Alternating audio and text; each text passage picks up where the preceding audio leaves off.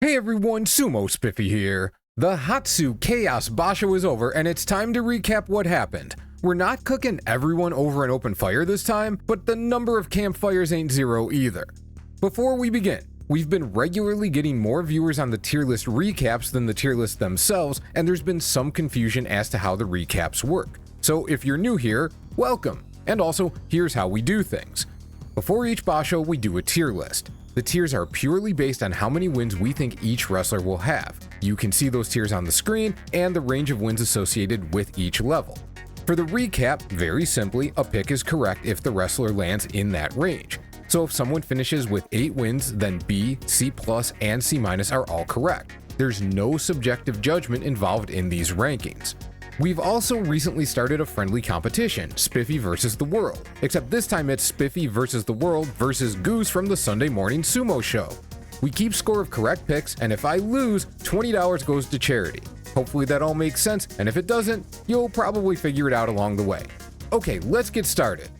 Since we don't know how wrestlers who dropped out would have finished, we don't count them in the competition, so let's get them out of the way. Hakuno Fuji. Adding the mountain to his name made Hakuno Fuji basically as sturdy as before, which was sadly insufficient. He took what's been a very difficult schedule and spun it into a 4-2 start, scoring his first career wins against Oho, Wakamoto Haru, and Koto Zakura, and looking pretty solid in the process. A Kinboshi moved him to 5-3, and with most of the Sanyaku out of the way, he seemed to be sailing towards Akachi Koshi. But Daisho came back strong, Waka Prime and Onishki were their same usual pains in the ass, and rolling his foot and ankle against Onishki saw him out of the basho entirely. For our game, Goose probably lucked out that big man came off the board because 8 wins did not appear to be in the cards. Nishiki Fuji. As the basho proceeded, Nishiki Fuji looked like he might be dealing with some injury woes, but nothing dramatic. He was 6-3 after all. 2 losses later, he was out of the basho. It's quite unusual for a wrestler to drop when he still has a winning record and what looks like a decent chance at Akashi Koshi, so he must have been in rough shape. At the same time, props to him and coach Izegahama for deciding discretion was the better part of valor. Fingers crossed those few days off help him come back in better shape in March. No real effect on our game, even injured he'd most likely have picked up one more win and everyone would have scored. Next are the wrestlers where Goose, the community, and I all made the same prediction. Onosato. 3 S-tier picks, presumably on the same logic that he'd either be fine or he'd drop out. Whether he should have dropped despite managing 10 wins doesn't matter now. What I hope is that we can stop getting on his opponents for not fighting him quote-unquote correctly. And I'm absolutely one of the people who made this critique, so now I'm gonna explain why I was wrong. He was 6-1. Hakuno Fuji blasted him. Wakamoto Haru hit him and worked him out, but something I missed initially was that Onosato actively used his left arm too much. I thought he was more forced into it at the time, but with more time to study it, that's no longer how it looks.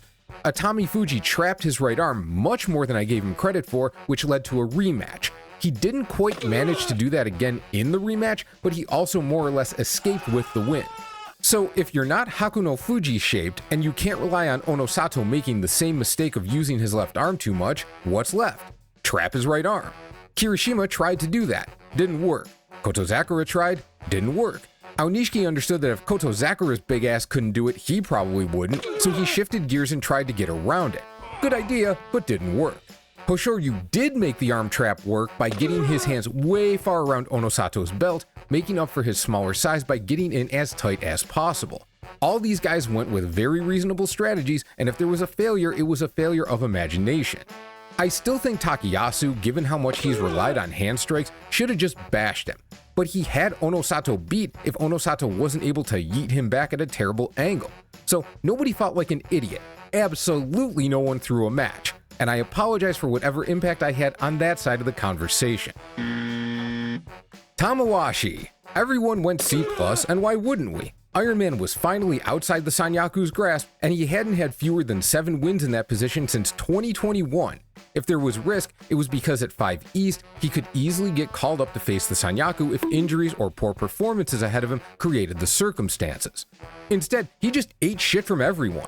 His wins were all against guys willing to face him straight up. Some of his losses in normally favored matchups were against improving opponents like Churanoumi, but the bigger issue is that he was barely competitive in a lot of fights. That's not what we're used to seeing. Fingers crossed it's a one-off slip and Father Time didn't decide to wreck his body all at once. Onokatsu. Somehow, Onokatsu went 7-8 again but looked even worse than in late 2025. Yeah, failing to crack 8 wins with 2 straight walkovers is an obvious symptom, but the bigger issue is he looks more and more lost. Losing to the worst version of Kimbzon, who's normally a great matchup, was by far the biggest kick in the ass. It would take more time than I'm willing to spend to figure out what's going on with him, but at least he got us on the board.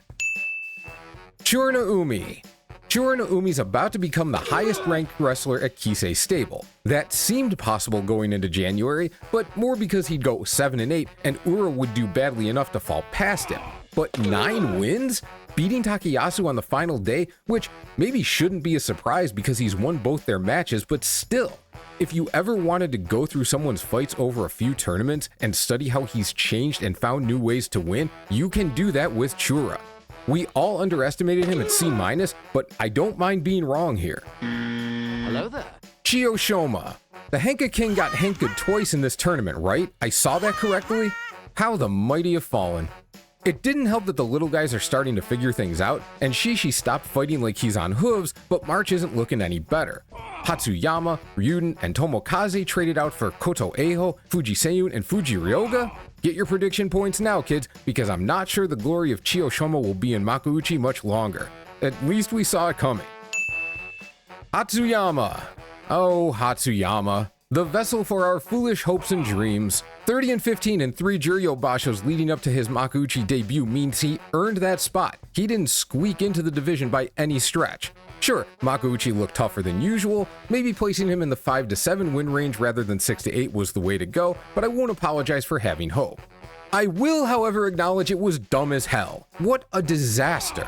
Props to Patty P for correctly predicting he didn't have the meat on his bones to make a dent at this level, although I don't think any of us quite saw this coming. Good gods. Now for a set of Rikishi where we didn't all make the same prediction, but we were all wrong anyway. It's not a small group. Oho. I guess I can take the moral victory in being the only one to think Oho was still going to be relatively ass out this basho. My mistake was expecting he'd luck into a better record than this. I definitely didn't predict Shishi slapping Oho down like he had a pimp cane in the other hand. I'd say it couldn't have gone worse for him, but if Oho lands at 3 West in March like I expect, and his schedule is like Hakuno Fuji's this time, yeah, that's worse. Ura. This one was a little more explicable. We got a little carried away with Ura's face-first sumo the last couple tournaments and the possibilities of success therein. Still, one more win and 2 of us score, and he didn't have any surprising wins when he usually finds 1 or 2. Can't hate, it happens. Daisho. Here's the short of it. I expected a slow start and a hot finish given his schedule. That's what happened, just slightly less hot on the finish than I hoped. I also, maybe didn't expect a 1-6 start. Even with that though, he only lost to Henkas afterward, so his sumo was working. Plus, Onokatsu Henkas are so unusual that, had he fought Daisho straight up like normal, I think Daisho hits 8 wins and 2 of these predictions come to pass. Like with Ura, right vibe, wrong result. Atami Fuji. This is how bizarre Atami's basho was. The bottom of the joy, the number 16 overall guy, has been getting 3 to 5 Sanyaku matches. That's with mainly 7 Sanyaku. Now there's 8, so figure maybe 4 to 6 this time. He got 4. Usually, if someone's on the low end of that range, it's because they're struggling a bit and those Sanyaku matches go to contenders. In Atami's case, because there were so many contenders, he got to skip half the Sanyaku and face more Maegashira guys. That's not to take anything away from him. The way he was fighting, I'm not sure Koto Zakura, Takiyasu, and Wakamoto Haru would have been a much stiffer test than Fuji Nokawa, Abi, and Oshawoomi. He had a phenomenal basho by any metric. He just fought his way into a pretty unusual type of schedule, and it's worth acknowledging. None of us expected anything like it. Fuji Nokawa. The community came closest here. Goose and I had our doubts for good reason. Both Fuji's style and his results point towards him being someone who needs good health to succeed further up the ranks, and the fitness of his elbow was an open question. But I guess he's fine. He was slamming into giants and making them look like, how is this guy moving me? And against the smaller opponents, he was at maximum domination. If he fought weight class sumo, he'd wind up a 15-time world champ or something. In regular sumo, I have a feeling we're going to overestimate his performance in March just because we don't want to get caught underestimating him again. But when a guy inspires that reaction, it's a high compliment to what he just accomplished. Kimbzon.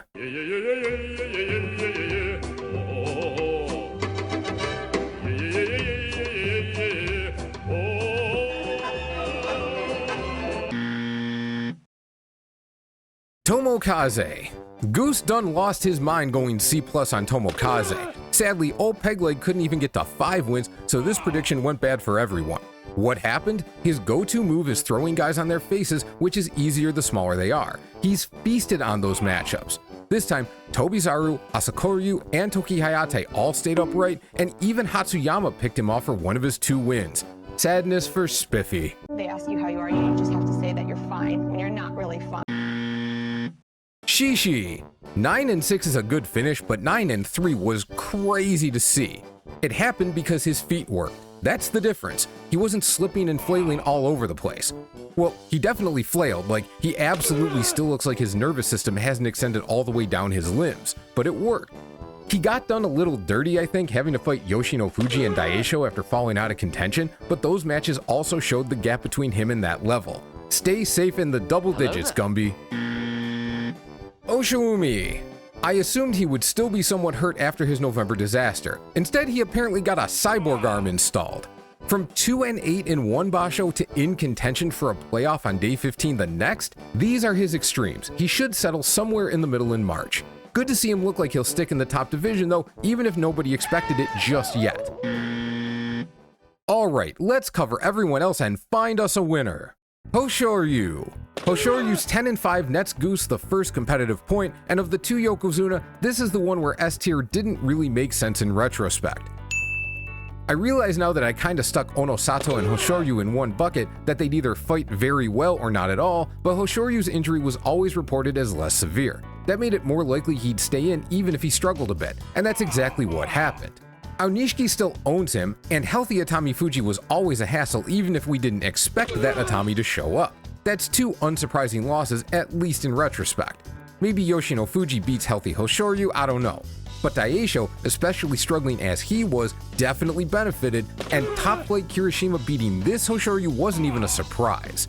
Given the level of talent floating to the top of the ranks, expecting 12 wins minimum out of Hoshoryu if he's known to be less than full health may be asking too much going forward. Koto Zakura. Koto Zakura and losing to the other top 3 after securing 8 wins. Name a more iconic duo. He's not on their level and that's okay. That's not the issue. The issue is losing to Ichiamoto, Oho, and Takenosho, who couldn't even combine for a full basha worth of wins. This hadn't been a problem recently. The last time he lost to opponents who had such poor performances was July, but then it was 2 guys, this time 3. If you want a reason for Koto being perceived as less than Ozeki quality, it's not the 8-7s, it's losses like these. Onishki. I feel slightly ripped off because I'm pretty sure I had more faith in Onishki than most, but I couldn't steal the point. Nevertheless, Onishki Yusho number 2 has both Yokozuna chatter and YouTube views up, which is truly the best possible outcome. And what more is there to say about the guy? He made a mistake against Oho, but he does that sometimes. It just doesn't often cost him matches. Kirishima wanted blood in the middle of a basha where he was absolutely stonking out. That's the kind of fight Onishki should get from these top guys, not constantly taking the back like he'd been doing. And Onosato did Onosato things. Beyond that, he was the same steady champ. Don't lose, get the belt, finish the job. Add in grip strength straight out of Cyberpunk 2077, and the Yokozuna better heal up if they want to make his rise to join them at all difficult. Or else teach everyone else how to deny that last-ditch Kubanage he's started relying on maybe a little too much. Kirishima. Goose keeps giving me shit about Abi, and we'll get to him, but this one irks me more. I said before the basho that Kiri keeps going 6, 8, or 11 wins, and that sucks because he doesn't fit neatly into our tier system. He hadn't had 2 great bashos in a row in some time, so I leaned 8, and what happens? Another 11! I can't be mad though. Busted Kirishima was still good enough to hang around the upper ranks, but that version just added to the vibe that there's not enough combinations of skill and health to make the top of the Banzuke interesting. Fingers still crossed, but if Kiri's actually back, that's nothing but good for the sport. Takiyasu. As good as Kirishima was, for the first half of the basho, Papa Bear looked like he might not even let Kiri be the best Sekiwake. 7-3 rolling into his Yokozuna matches was maybe not a best case scenario, but it was close. Then one Yokozuna wasn't busted enough to lose, and the other was busted in a way he didn't take advantage of, and suddenly hopes of double-digit wins turned into wishes for him to just hurry up and get to 8. Fortunately, he caught Asanoyama just as his fellow former Ozeki started falling apart, giving him safety despite taking somewhat surprising losses from Abi and Churanoumi to finish. Takiyasu's stay healthy streak continues, better to perform solidly and stay in the game than go all out all the time and keep breaking. We're here for it. 8 and 7 scores points for everyone. Wakamoto Haru. Wakadu took his first loss to Hakuno Fuji in 4 matches. That's it for surprises. It was as Wakamoto Haru a basho as you can get. If you're familiar with him, you know what I mean. If you're not, stick around, you'll learn soon enough. Ichiamoto. I understand why it's hard to tag someone an F-tier wrestler unless they're Shishi apparently. In terms of our game, D-tier requires just 5 wins. How can you not expect at least that? But look at Ichi's schedule and, if anything, he's lucky he didn't do worse. Tamawashi was a shell of himself. Koto Zakura should treat him like a midnight snack. That's half his wins, and which losses were actually surprising. Yeah. And even this disaster doesn't look like it'll be enough to drop him completely out of Sanyaku range for March. Oof. But hey, I'll take my pessimistic point. Yoshino Fuji. What does finishing 8 and 7 despite 2 Kinboshi tell us? I don't know. I really don't. It's not great. On the plus side, getting caught by Onishiki's Kubanage means he had Onishki in a bad position yet again, and he had no weird or inexplicable losses. That's sort of the problem though. Everyone who beat him won with good sumo, and those are the guys he's gonna keep seeing. Fortunately, unlike stablemate Hakuno Fuji, he's relatively healthy and more likely to consistently land around 8 wins while he's figuring out how to upgrade his game. If nothing else, that should be a lot less stressful for his fans. Waka Taka Kag. Of all the wrestlers who came into this basho with acute injury concerns, it feels like Waka Prime is the only one improving at a steady rate. He still doesn't look like the guy who went on a recent Ozeki run, but he does seem more physically comfortable than he has at any point since Takiyasu messed up his neck. Fans may want to keep their hopes in check though. His losses came to Ichiamoto, who he's only 1 and 3 against, and the top 5 guys. Even if he figures out Ichi or Ichi just falls out of range, those top 5 aren't going anywhere. Any return to the Sanyaku requires either surviving them and dominating the rest of his schedule, or figuring out a couple of them. My money's on the former. This time though, he made all of us look smart. Takenosho.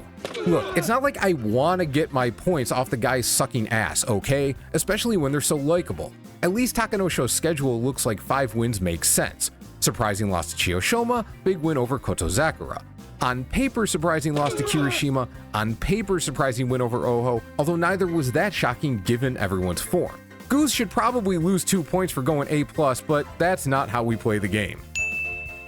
Hiroi. If anything about Hiraiumi's basho was a surprise, it's that he hit 9 wins with 2 days to go. This is exactly what he should have done versus this general caliber of opponent. Scoring wins over both Komatsubi was just a bonus. But that huge score left him in rough matchups with Oshawoomi and Waka Taka Kag, and that scheduling is why Hiraiumi's upside is always somewhat limited. Still, he reached whatever upside he had and looked very solid in the process. Oshoma, on the other hand, can eat a bag of fucking dicks.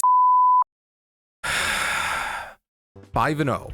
He started 5-0.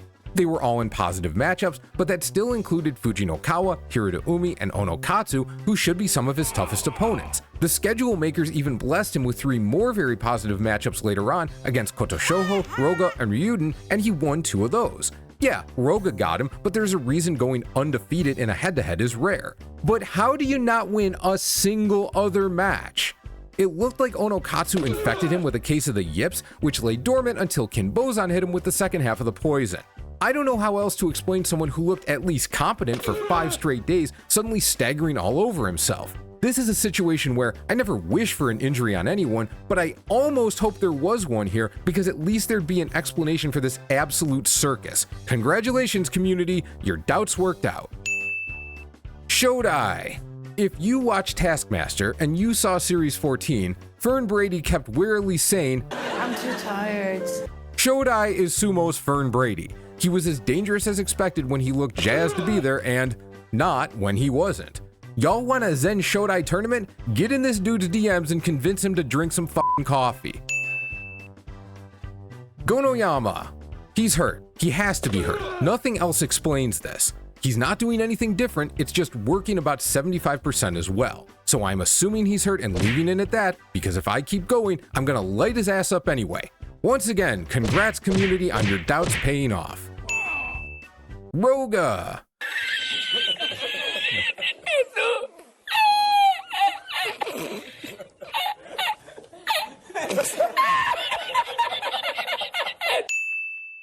Toki Hayate.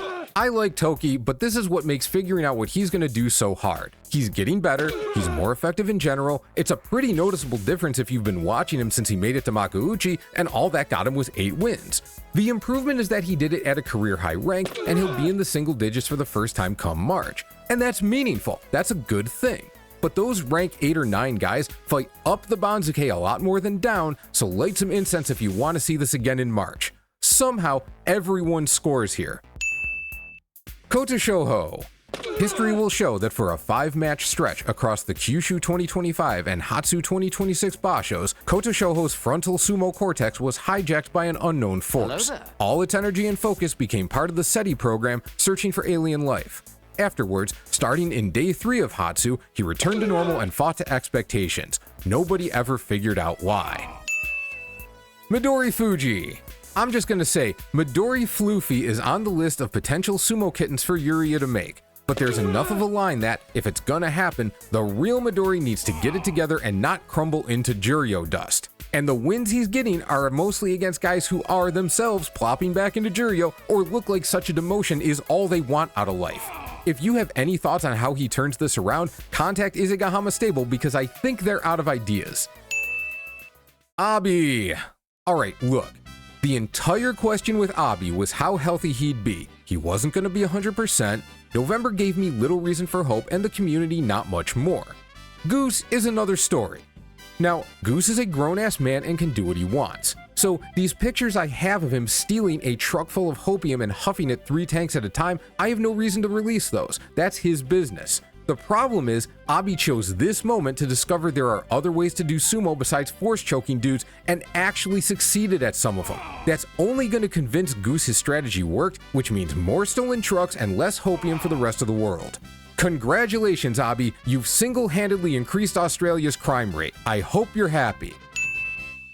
Tobizaru. I guess if you want to be positive, he's getting even more creative than he was before, but 3 of his 7 wins were against the guys leaving the division, and Koto Eiho, Fuji Seiyun, and Fuji Ryoga do not look like a monkey-friendly trio joining the ranks.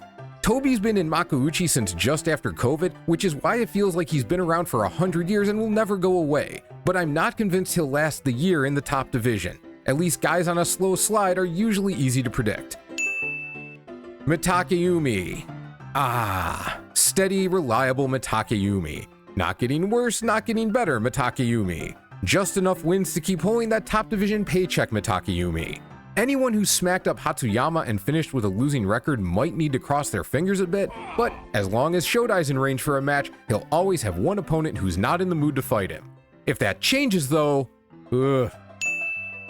Ryuden. I'll be back. Yeah, he probably will. The tough Juryo guys are finally sliding into Makuuchi, which should give him a pretty good chance of going 8-7 at Juryo 1 and popping back up. But those tough guys aren't going anywhere, and Ryuden's another veteran who's probably going to find it hard to hold any top division spot for more than a couple bashos from here on out. Just give us our points before you go. Asakoryu. I said it during the basho and I'll say it again now. This Asakoryu is the one I think everyone expected to see after his 10-5 in May. He was absolutely not messing around. Maybe he learned something from Fuji Nokawa because he had that same energy. Get in there and fuck dudes up pronto. He was holding his shoulder after the Gonoyama match, so I thought Gono headbutted him or something, but I read elsewhere he hurt it at least a few days before. If that's true, 9-6, which is already his second best Makuuchi record, starts looking like his actual best run yet. As always, I won't be mad if Asakoryu overperforms my expectation because he puts on a show. Well, now that we're competing on predictions, maybe a little mad. Asanoyama. The one guy whose health I thought might hold up halfway decently is the one who fell apart in the end. You could argue he's just not up to higher level matches yet, and that's fair enough. But the loss to Shodai looked like he just couldn't keep his feet under him or apply the same degree of power he did earlier in the tournament. I can't speak for Goose, but I figured worst case he'd have 9 wins and an easy-ish match on the final day because he'd be out of contention. That all came to pass, he just couldn't finish the job. Congrats, community. Asakoryu. And in this rehash of disastrous predictions, we finish with my biggest bomb of the basho. I thought Asakoryu had it in him to make some noise, and for the first week that's exactly what happened. But he went to pieces as soon as the heat turned up a little bit. He's solid and looks like he can take consistent wins, but when Shishi, Nishiki Fuji, Oshoma, Toki, and Koto Shouho own you in succession, he's not as ready as I thought. By the numbers, I just missed on him, but in terms of expectation of quality versus the reality, I whiffed by 1.5 feet. And that's the tier list recap for January 2026. Final scores: Goose and the community tie with 21, and I finish with a sad 19. To give you an idea of how chaotic this was, last Basha was the first time we used our current tier system, and including all picks, the score there was 25-24. Nobody this time got close to that. This one was kind of a disaster for everyone, but just a little bit more for me. But where I lose, charity wins.